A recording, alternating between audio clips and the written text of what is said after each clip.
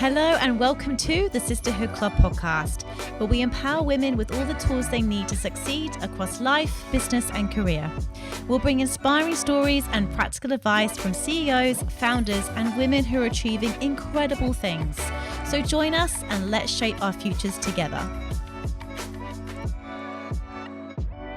Jac Phillips, welcome to the Sisterhood Club podcast. Fantastic to have you here today. We were talking just before we jumped on about how I feel like I know you because I followed you on LinkedIn for a while, love your content, love what you post about. So for those in the audience, those listening who don't know anything about you, could you start off by just sort of introducing yourself, your story, your journey, and tell us what brought you here today? Over to you. Thank you so much. Thank you both for having me today. I feel absolutely privileged to be on the Sisterhood Club. My journey, my story, boy, how long have you got? I'm an old girl. I've been around a bit, been down a few dark alleys. I've started thinking about myself as the Celeste Barber of LinkedIn because I just want to shake it up a bit. Whilst I was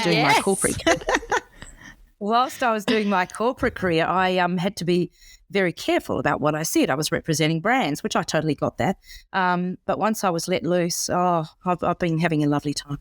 So my story, look, I've had 16 different jobs in 8 different industries across 5 different countries. So it's been one hell of a ride. It's been a lot of fun. And today I'm the best boss I ever had. So what I'm doing now is what's called a portfolio career. So I sit on 2 boards. I offer advisory services to startups, and I also have my own executive and leadership coaching business. But my first ever proper job was back in radio in New Zealand 100 years ago. Great face for radio. I was a typical 18-year-old. I love music. I love pop culture. And back then, ladies, well before you were even a twinkle in your parents' eye, how you accessed the latest hits or the latest music was via FM radio. And I loved talking. I was always getting told off at school for talking, so I thought, bugger it, I'm going to go and get paid to talk. So I actually got a job in radio. That was my first real job, and it was with a great FM station in a very small town that I lived in New Zealand. There weren't many women on air at the time. In fact, I think there was just 2 of us. And it was just a few years later that I moved to Australia, and I did continue my on-air radio career despite having a thick New Zealand accent. I managed to figure that out and change some vowels, so I sounded almost Australian. And I also learned how to produce ads for radio. So from media, I moved into marketing, and that was obviously what became my absolute wheelhouse. I worked on the agency side in Sydney, then in Perth, and then we moved to Singapore.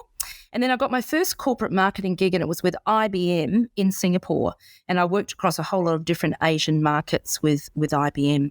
Then we returned to Australia and we moved to Melbourne. That was about 18 years ago, where I entered the banking industry. I sort of fell into that. I think they got a shock when I walked in, but I absolutely loved it. And I continued marketing, first of all for ANZ, then the Bank of Melbourne, and then my last role up until a couple of years ago was with Visa, where I was head of brand and marketing for Australia, New Zealand and South Pacific. So that's me and my career. Mm-hmm. What a trip. I know. Or there's a lot in that we're going to pull apart, which is very, very exciting. You said something at the start, which I will dive into first, because people always say to me about LinkedIn, it's an interesting platform, and there's a lot of talk about people building up their brand on LinkedIn. But exactly what you just said then, if you're working for a company, you aren't necessarily liking and commenting on things that are a bit controversial. You almost don't want to have your own opinion about things because you know that you are aligning yourself with a brand and a company, right? So breaking away from the corporate, like when you say shake up LinkedIn, and I've, seen some of your posts and loved it, like how has that journey been for you about like finding your voice after 25 years in corporate, probably wanting to speak out and say these things, but maybe feeling like, no, better just sort of keep that to myself. Firstly, I just love to dive into that whole piece, because I think that's very interesting for those listening right now that maybe want to build up their personal brand, want to market themselves, but perhaps scared of how to do that.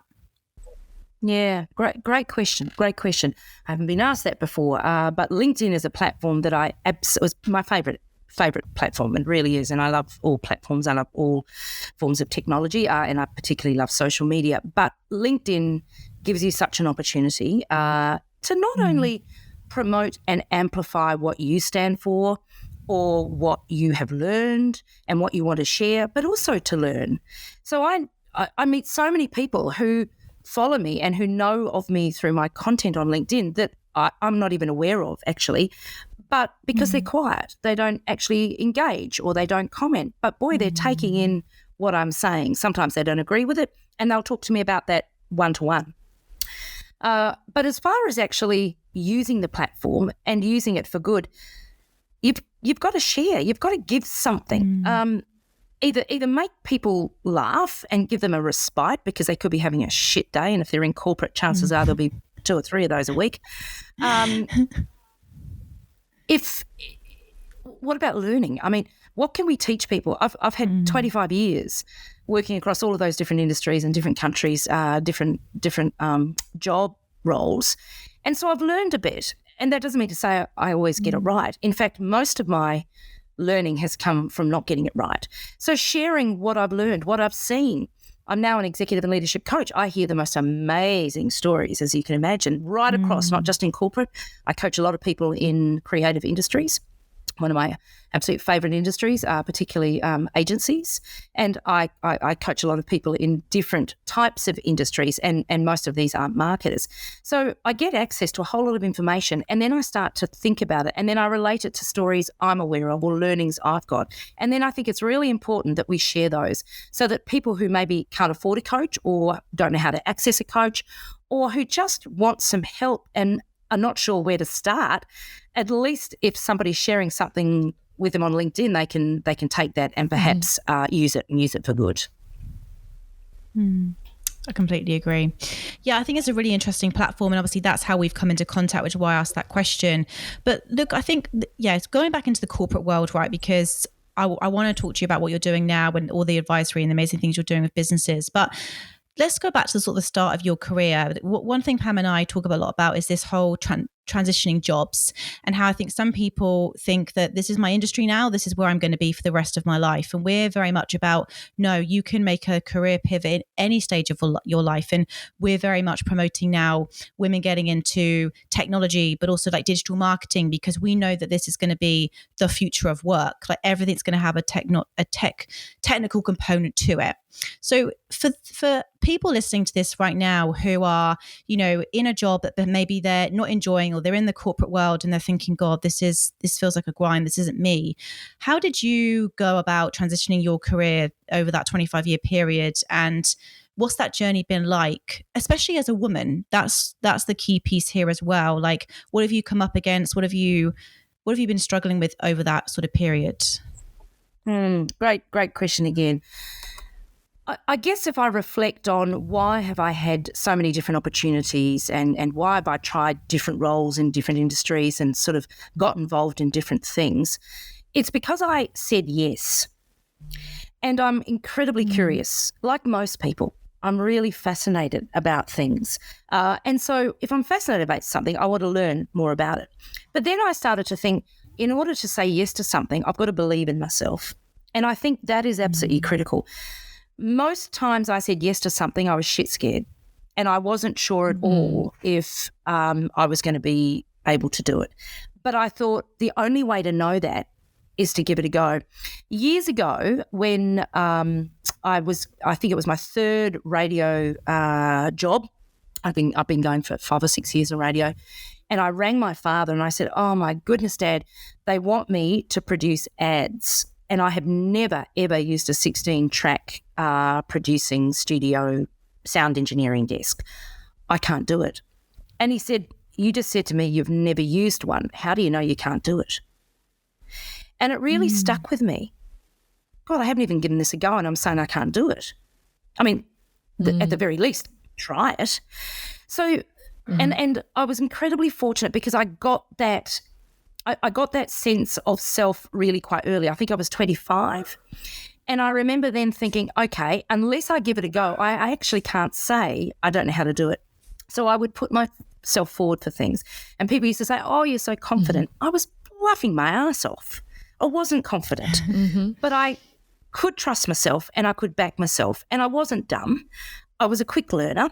And I usually made friends quite quickly, which meant I could ask people to give me a hand if I wasn't sure. So those are the things that I think I took with me in order to give stuff a go and put myself forward. And I also saw the benefit in understanding different industries, understanding different ways of doing things, because you could take that and apply it to a new industry. So, one of the things I learned in radio was how to speak well. You're on air. You've got to listen back to yourself all the time with a producer to make sure that you're improving all the time, and you're not sending people to change station. So you become very conscious very early in radio how you sound, how you speak. The more conscious you become, the more self-aware you become, my two favourite words, self-awareness, the better you become. And then the better you become, the more confident you become. So I started to nail speaking and speaking publicly and the ability to present, and I really enjoyed that. And I went to Harvard some years ago and did this fantastic graduate course. It was only a short course. Met some incredible other women there. And we had a lecturer, and she said, her opening words were, "Every time you speak, you are auditioning for leadership." And I thought that was gold, because we all judge people on how they speak. If they can be heard, if they speak with confidence, if they tell us something that is interesting or insightful, you are judging people all the time. So learning how to speak well was something that I was able to take from my media career in radio and start applying to my business career in corporate. And as you know, one of the challenges a lot of people have, not just women, there are men too, particularly younger, inexperienced people just getting first jobs, is this nervousness of speaking. What will people think? What will they say about me? Well, I can tell you right now, they're so busy worrying about themselves, they're not thinking about you. And if they are thinking about you, then do you really care what they think? Are they your parents or your partner or your children? There's a very, very small group of people who I think have the privilege of me worrying about what they think, and it's not most of the world. That's absolutely so powerful, and you have just dropped so much wisdom in there, Jac. Thank you so much for that. The power of yes, if I could just touch upon last year, I said yes to starting the podcast, and that for me was a very unusual experience. I'm very comfortable around a boardroom table. I'm very comfortable in terms of speaking up and leading my team for CH Solutions, our recruitment business. But the thought of using my voice on a platform really did actually fill me with quite a bit of fear. But having that belief in yourself and having a basis of self-confidence, I think is just so important to taking the first step and having the confidence to say yes. And I think it's about having a love of growth and really wanting to push yourself outside your comfort zone.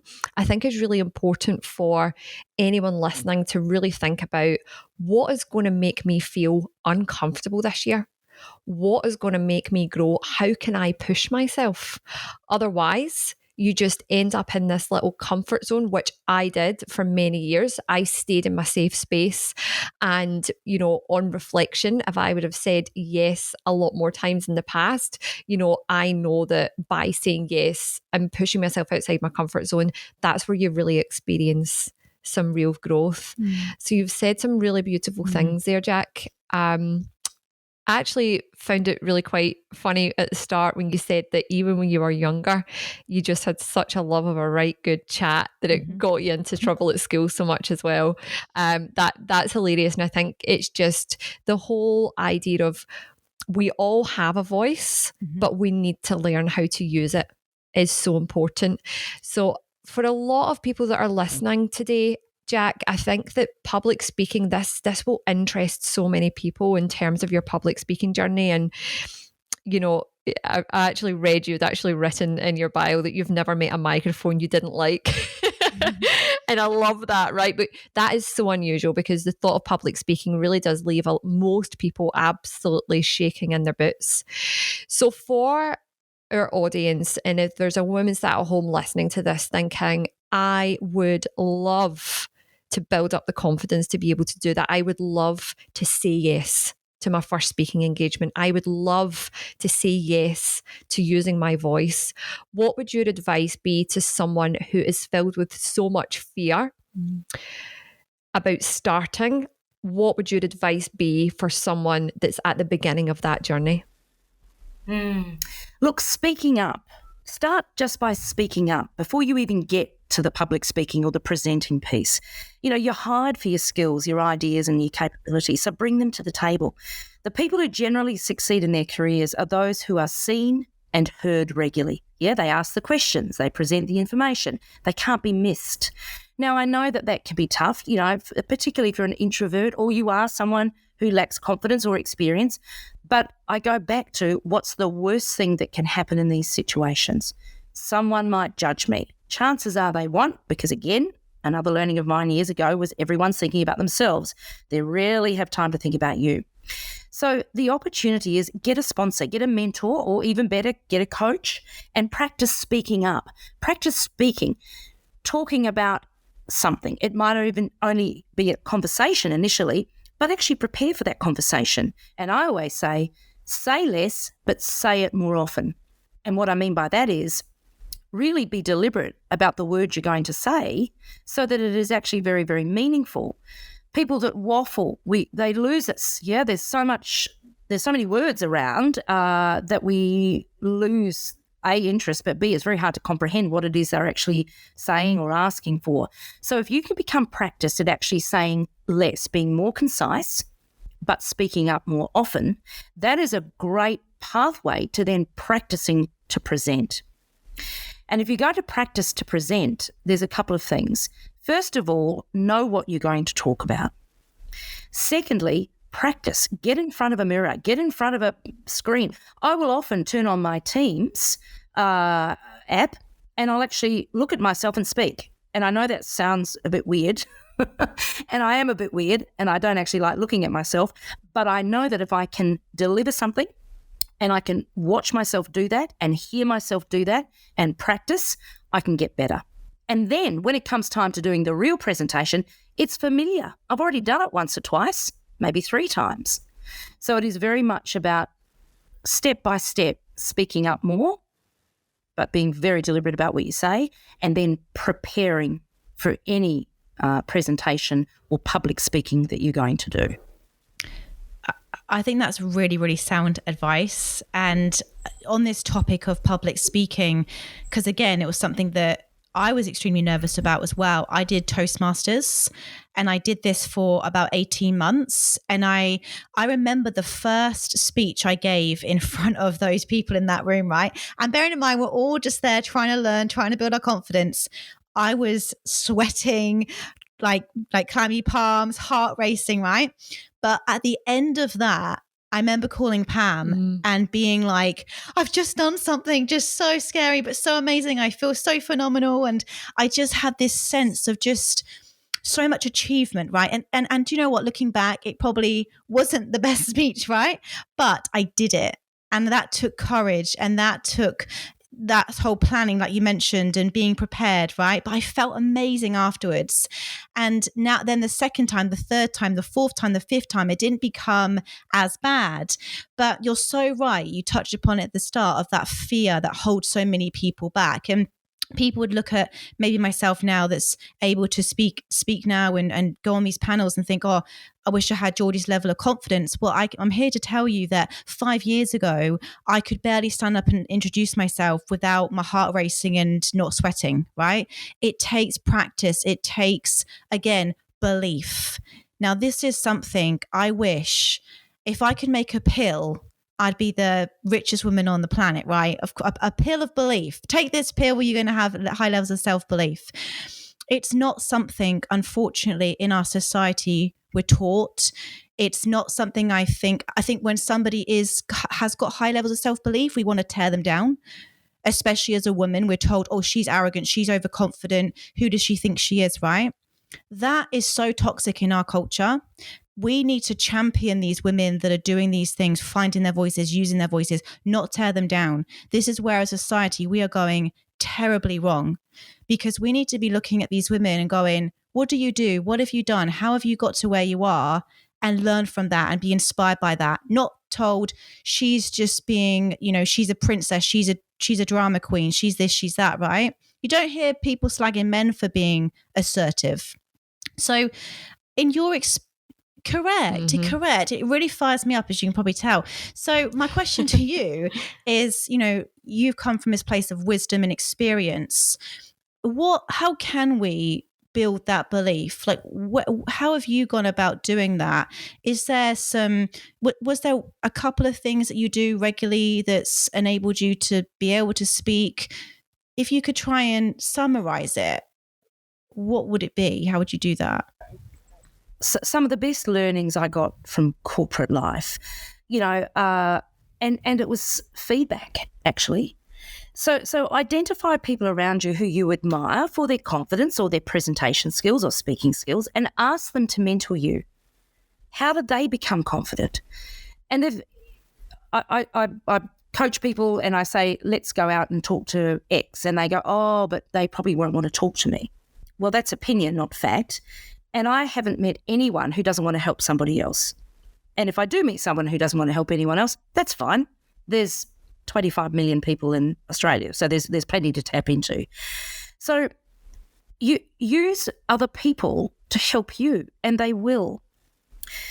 One of my very favourite pieces of advice around asking for feedback is saying to somebody, I'm about to go and do something.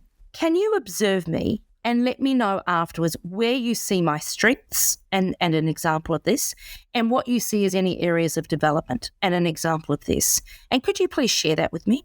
Self-awareness gives you choice, yeah? The choice of learning and leaning in and playing to your strengths. And if those have been shared with you, then they're not your opinion. They're actually fact, and that's how other people experience you.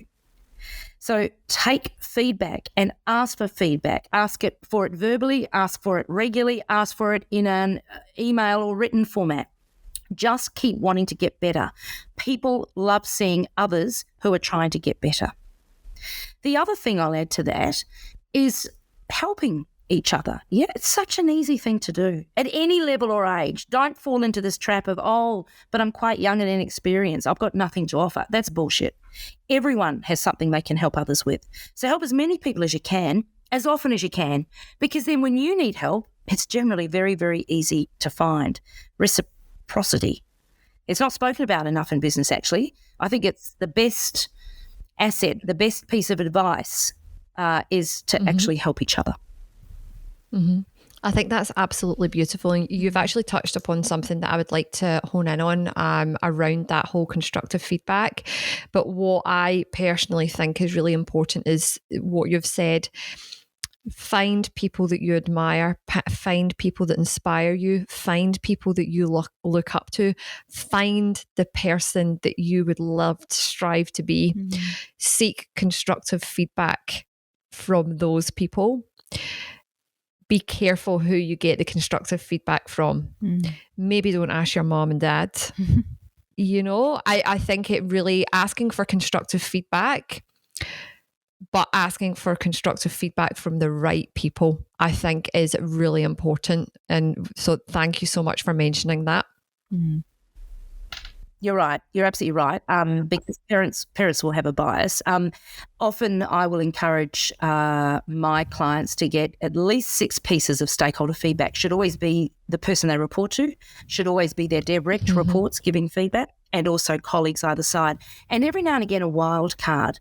And I'll be working with somebody who I can see is going to really value and gain a lot from getting feedback. So I will say, I want you to go to the person that you have the most challenge with at work and ask them to list out what they see as your strengths. That's really great for your confidence, because this isn't somebody that you get on with, and equally where they think you can improve. The sheer fact of you doing that says to that person, I want to be better. It's a really smart and strong message to send. Yeah, I completely agree. And I think it's not easy to hear, right? Like, you don't want to hear that criticism sometimes.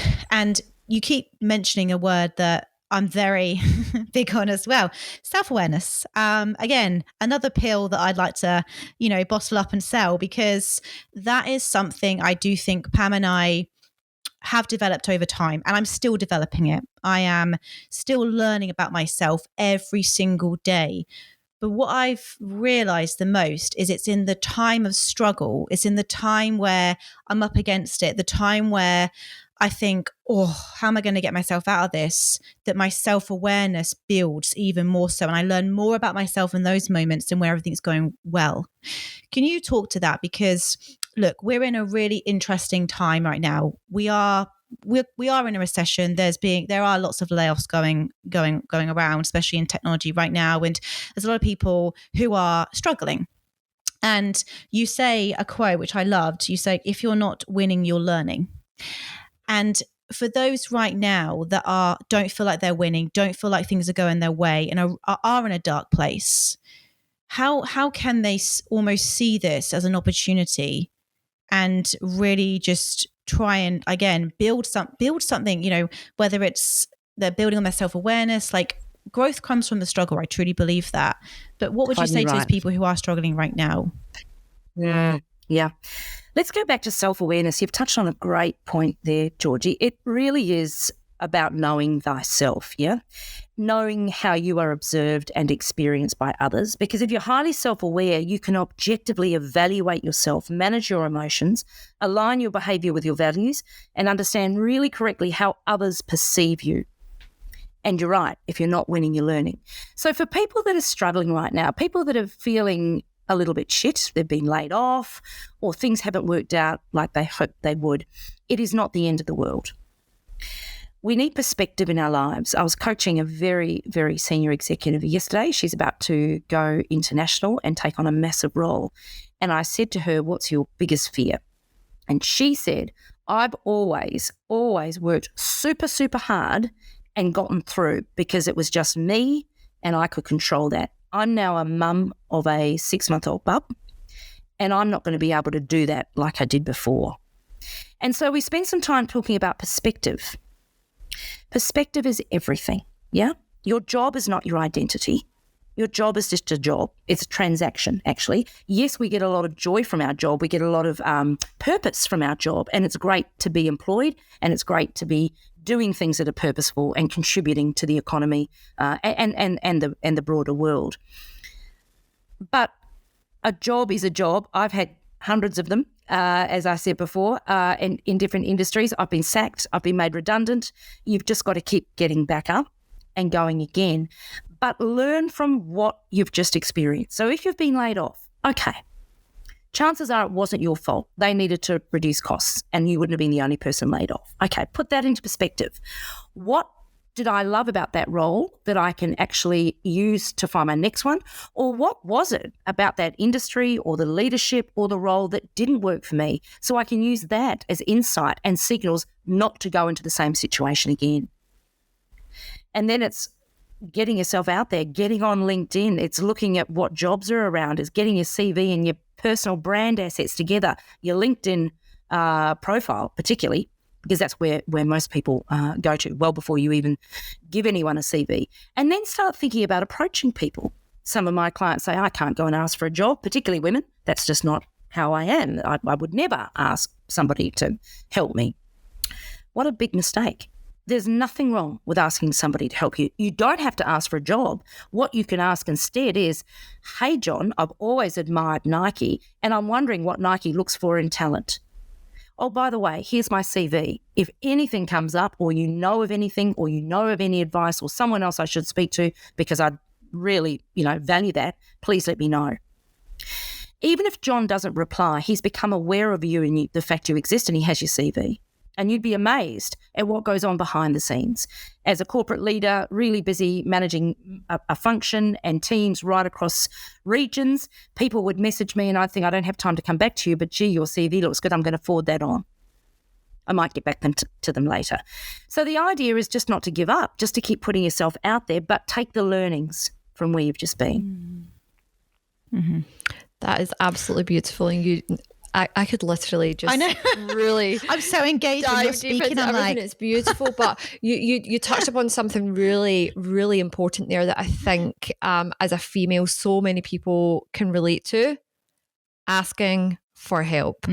One thing that I personally am absolutely shocking at. I hate asking for help. And I think to myself often, why can I not feel like I can ask for help? It's like, I don't like to feel like an inconvenience. But beautifully, if you ever just open up a conversation, people around you, they want to help. Like, that is the beauty of it. There is a power of just asking the question, putting yourself out there. And 9 times out of 10, the world is full of more good people than bad. People want to help. People want to add value, so that's absolutely beautiful what you've said there. I love that. Can I also just add as well, because you said something else that I want to pull apart right now, is perspective.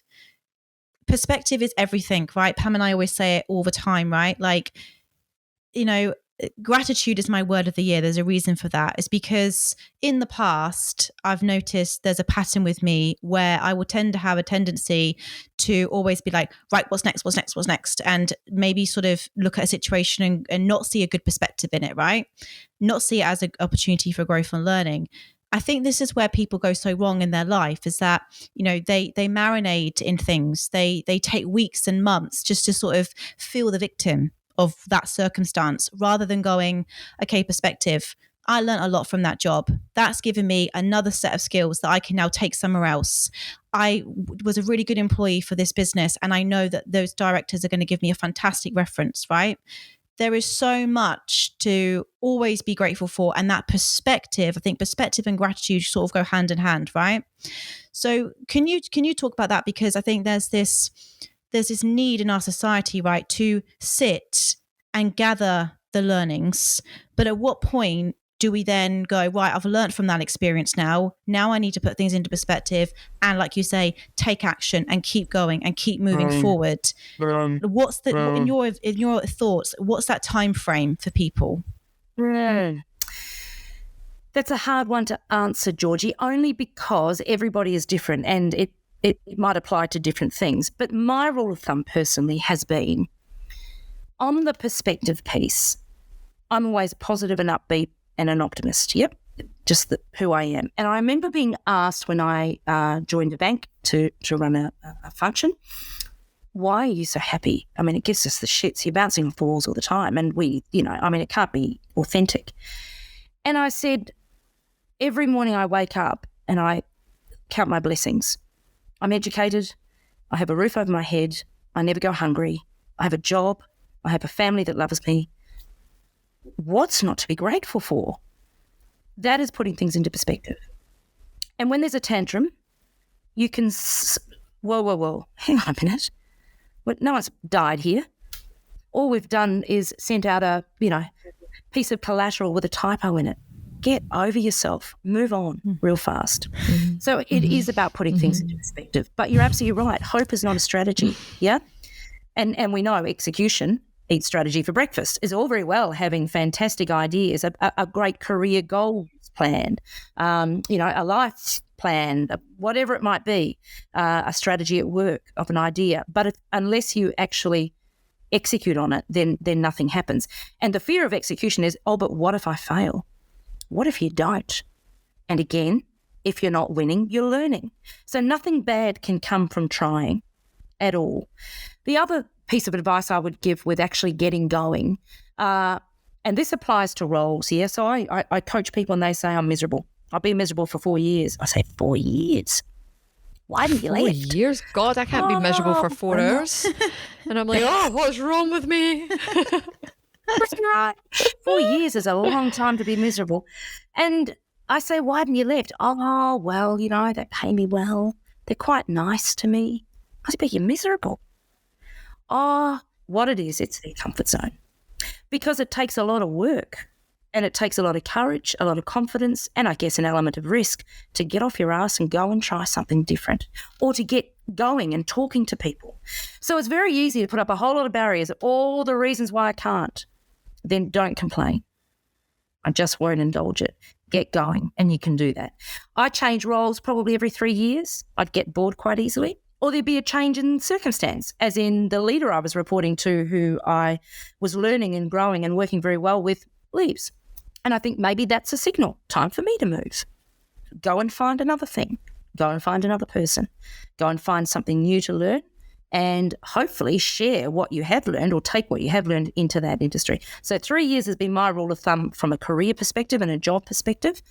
But as to when you should change or when you should move on, it really depends on the situation.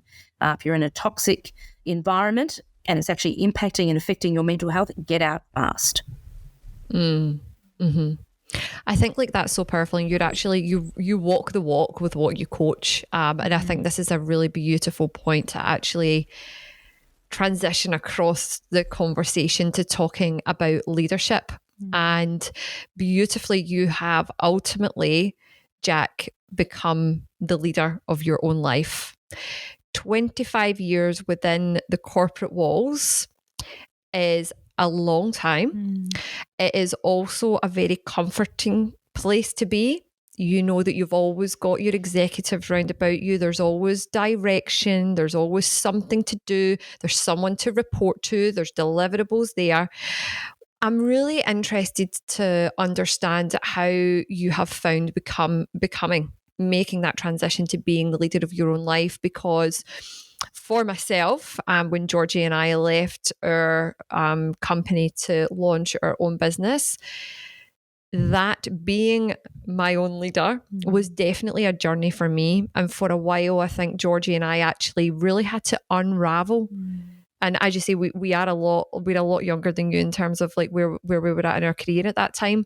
But to have really been in that environment and that sort of, you're almost institutionalized for that long. I can imagine that must have been really hard to unravel those behaviors, because Georgie and I almost felt as though for the first couple of months we were like almost justifying to each other. I did this today. I did this today. I did that. What did you do? Yeah, great. Yeah. And we felt like we were like, what are we doing? We know each other are working so hard. You know, what's that journey and what's that experience been like for you? Yeah. Well, I think you said it earlier, Pam, you know, or it might have been you, Georgie. If you're not a little bit of afraid or a little bit terrified, then you're not growing or learning. So again, it's the ability to back yourself. I knew when I stepped out of my last corporate gig to go and be the best boss I ever had, I knew that if it didn't work, then I could go back to corporate. I was quite confident about that because of the experience I've got, because of my networks, yeah?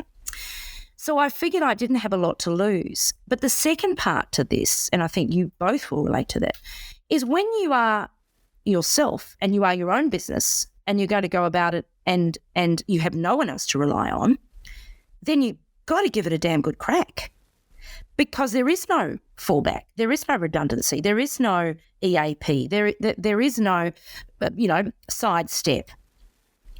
So you actually put a lot more effort into it. So, I mean, I could never have written 1 or 2 posts a day every day for LinkedIn while I was doing my senior corporate roles. I didn't have the time or bandwidth, and that wasn't a priority.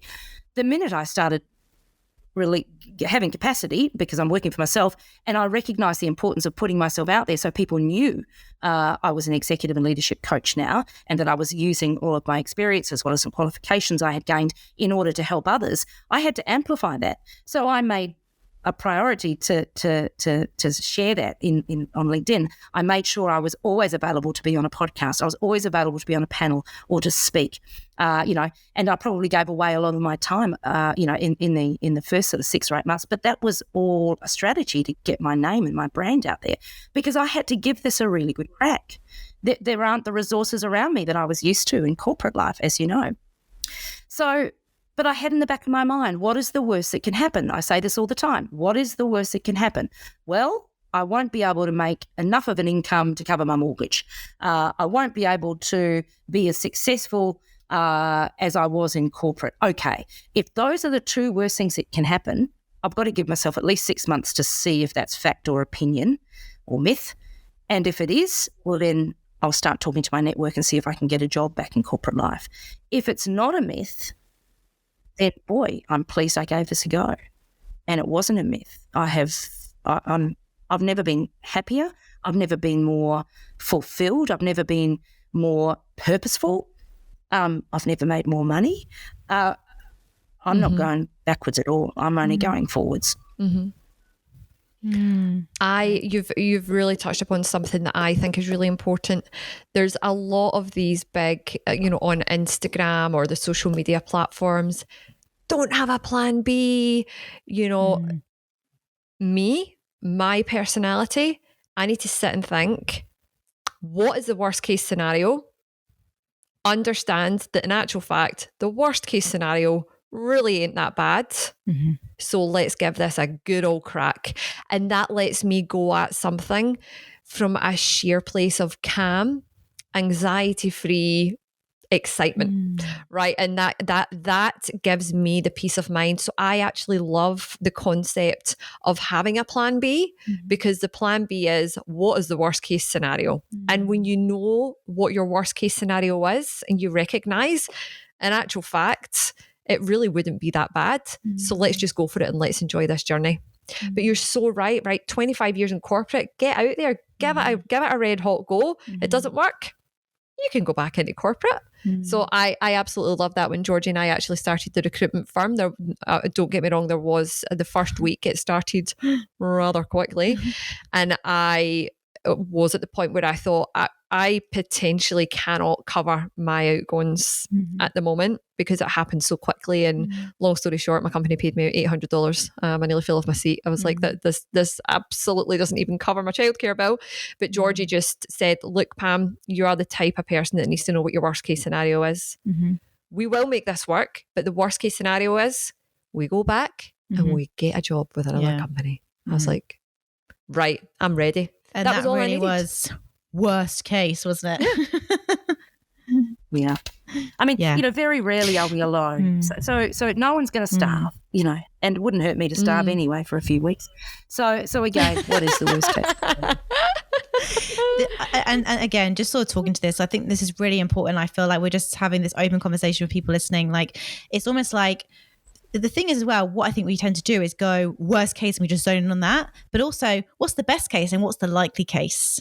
And I think that's how I've always done it, Jac. I've always gone, worst case, okay, that's bad, but not that bad. I wouldn't die. No one would starve.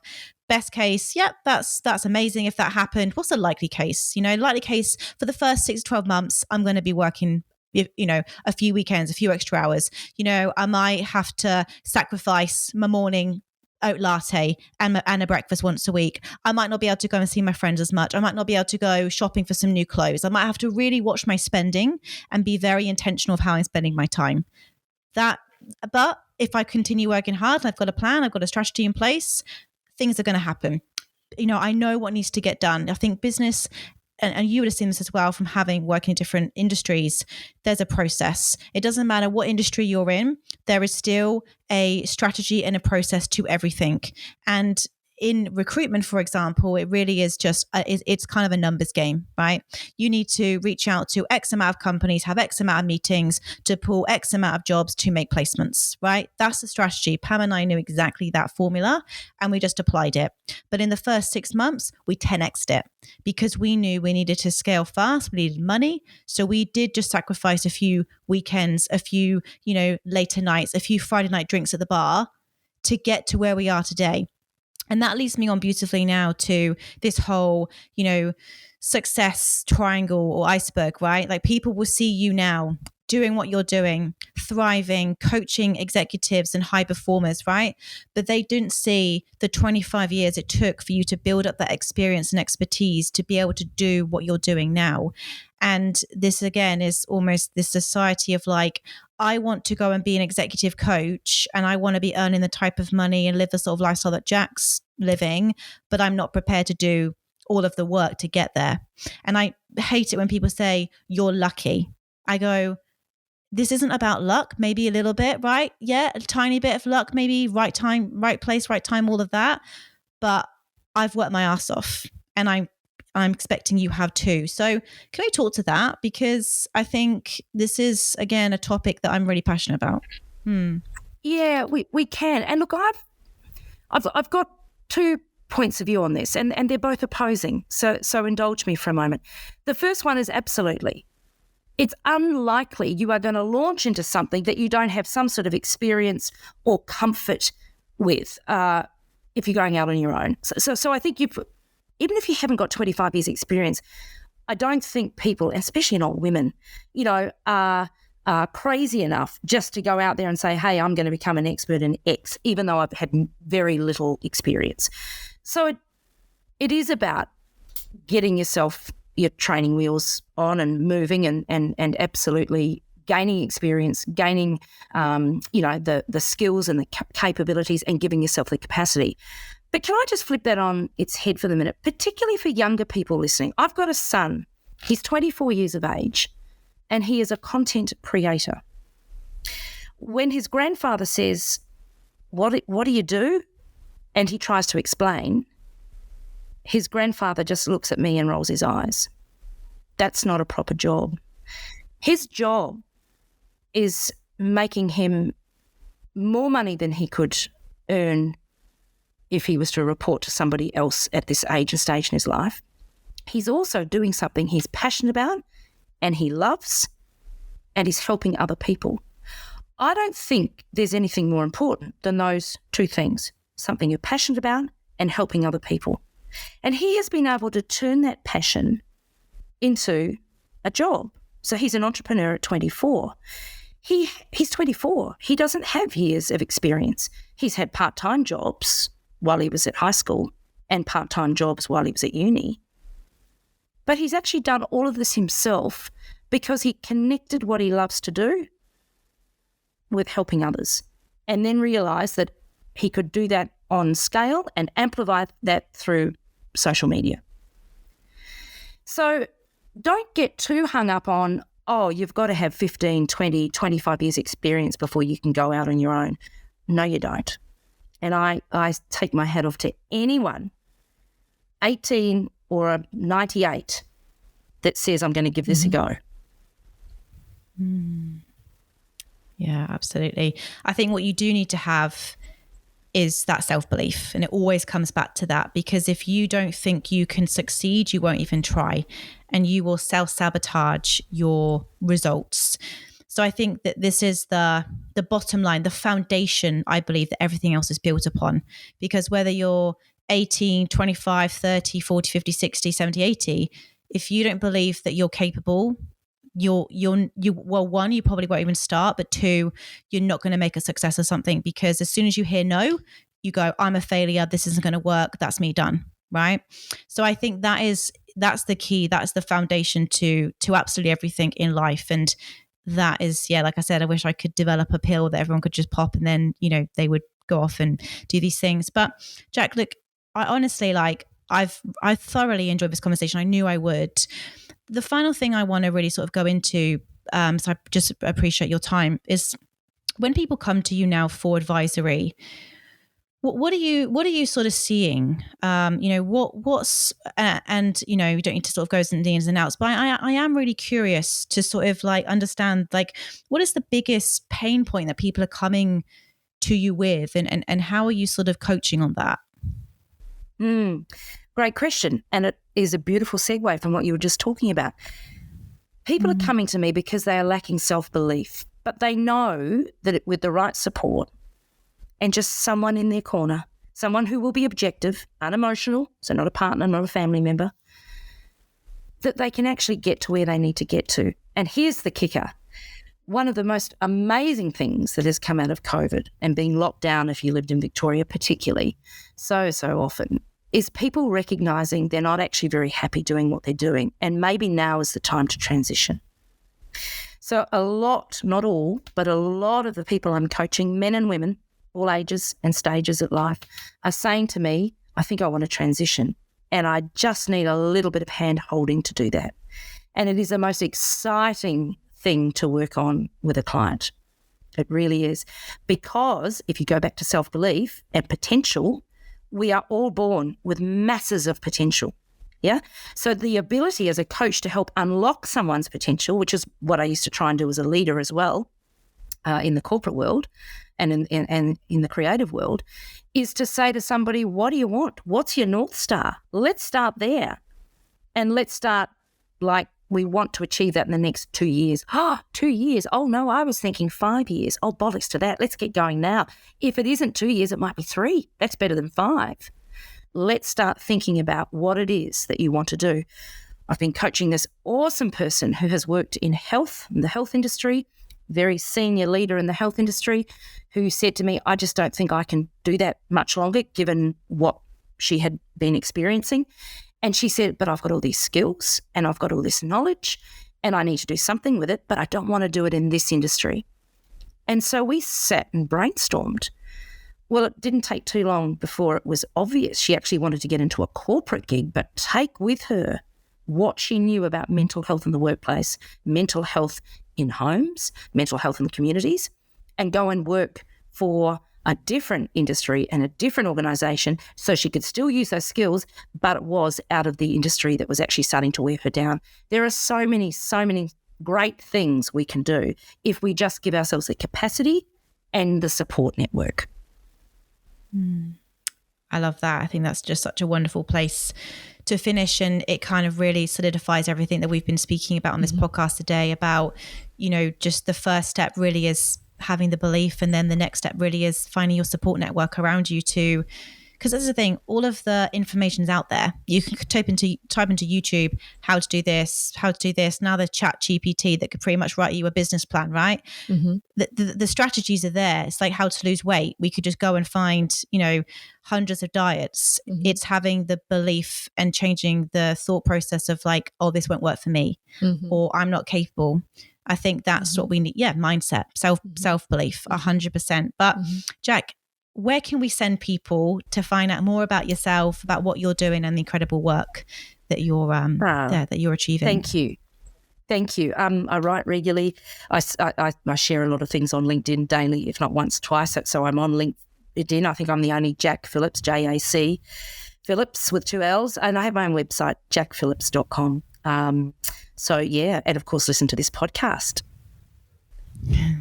Absolutely. Thank you, Jac. Really appreciate you being here today. Thank you so much for listening to today's episode. If you enjoy these episodes, the number one thing you can do to help us grow and keep spreading our mission and message is to hit the subscribe button. And if you have time, give us a quick rating. Appreciate each and every one of you who tune in every week. And we look forward to bringing you many more episodes this year. Take care.